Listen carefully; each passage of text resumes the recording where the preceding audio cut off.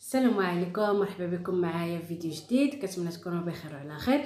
اليوم مع بعضياتنا غادي نحضروا واحد الكلوس اللي كنشريوهم في فارماسيان اولا كنشريوه من عند صحاب اللي كيبيعوا لنا المكياج. وهذا الكلوس هذا كيكون كيعطي واحد الفوليم واحد الترطيب للشفايف.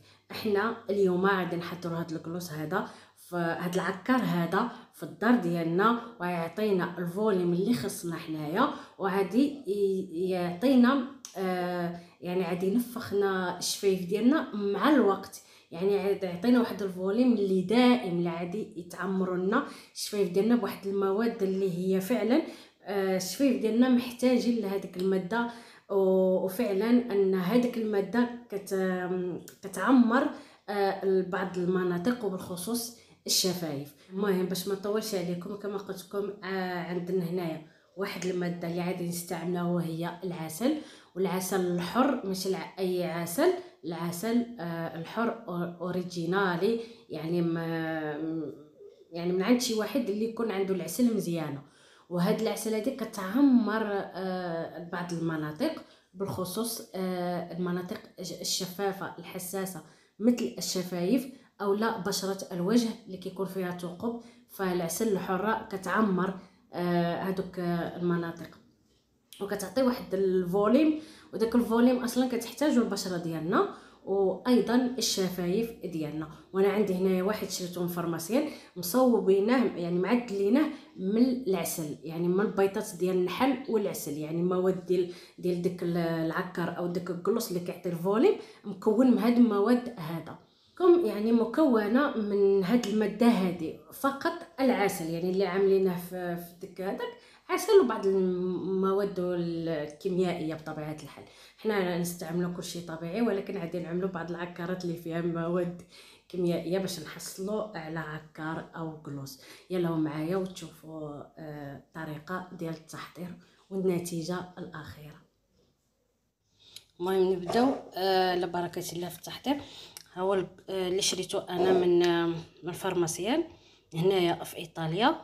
كما كتشوفوا هي مكتوبه فيها فوليم، وها هي النحله كتبان شي مزيان.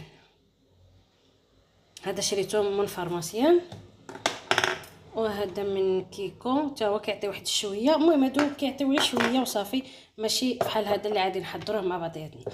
الورا اول حاجه غادي نحتاجو العسل الطبيعي، عسل النحل الطبيعي. غادي نحتاجو زيت الكوكو. زيت الكوكو مرطب ومغذي وفي نفس الوقت يعني كيعطي واحد شويه ديال الفوليم.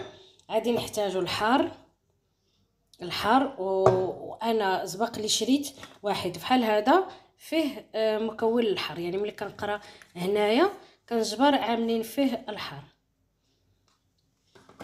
نحتاجو اهم مكون هنايا وهو الزيت القرنفل، ماشي القرفه، القرنفل، زيت القرنفل. هذه كارت عندكم في الدار ما تسالاو بقى فيهم غير النص بحال هذا. انا هادو عكار الفاسي. عندي هنا هذا الكلوس بقى فيه غير شويه. عندي هذا باقي لي جديد ولكن عادي نعملوه هنايا. ياك اي عكار عندكم في الدار غادي تجيبوه وغادي تعملوه في هذه الوصفه هذه. غنحتاجوا هادو باش نجبدوا بهم العكارات ونقطعوا نذبحوا ونسلخوا. نزيد ديال الكوكو غادي نعمل منه شويه كما كتشوفوا معايا.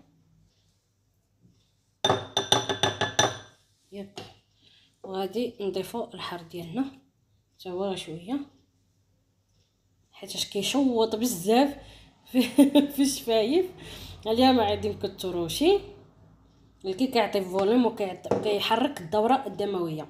الحار كيحرك كينشط الدوره الدمويه في هذيك المنطقه، وعليها باش هي كتشوط وكتحمر، كترجع فيها اللون مزيون وكتعطي الفوليوم هو الحار. صافي هذه هي المكونات ديالنا. ودابا غادي نعملوه على حمام مريم وندوبوا هادشي هذا كامل ونرجع معاكم. شوفوا من بعد ما دوبت هذاك الشيء كامل مع بعضياته، شوفوا شنو عطانا. وهذا الكولور عطاني مزيون. علاش كتعيطوا دابا؟ شوفوا دابا غادي نحرك مزيان مزيان مزيان قبل ما يجمد لي هادشي هذا. غادي نحركو مزيان مع بعضياتو وغادي نضيفوه في هاد العلب ديال العكار. انا غنضيف غير هذا، نعمل غير هاد الجوج هادو وهادو، هذا وهذا. وغادي نشوف الا شطت لي شي حاجه غندي نفتش على شي عكار نخويه وعاوتاني نعمر فيه. المهم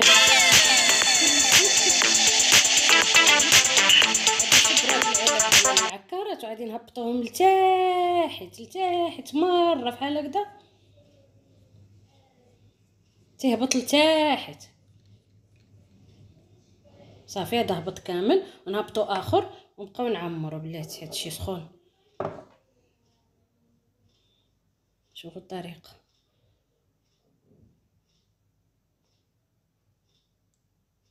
غير هكذا بشويه حتى تعمر العلبه صافي صافي. شفتوا كيفاش عمرت؟ جا اللون غزال مزيون تبارك الله، اللون اللي جا والرائحه روعه.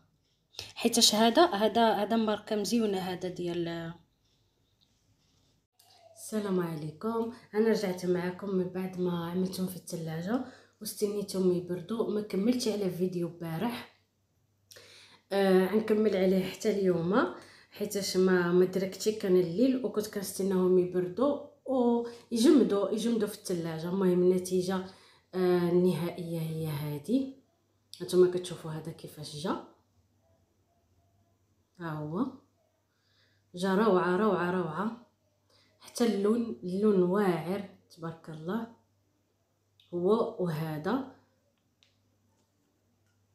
المهم هادو اللي كنت عملته معاكم.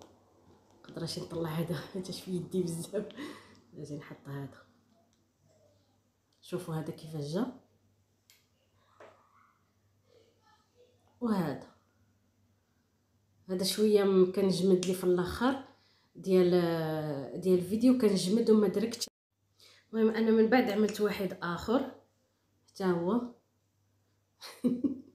حيتاش ملي شفت النتيجه مزيونه وعجبوني هذوك بجوج بهم وجربتهم على الشفايف ديالي، فقررت نعمل واحد اخر. فعملت هذا بأداة لون واحد، ما خلطتهمش، ما عملتش العكار الفاسي وخلطت بزاف ديال الالوان في العكارات.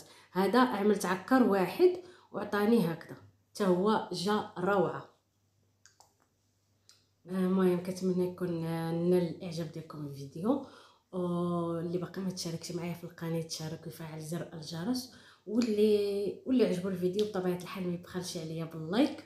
ونستناكم ان شاء الله في الفيديوهات القادمه. مع السلامه.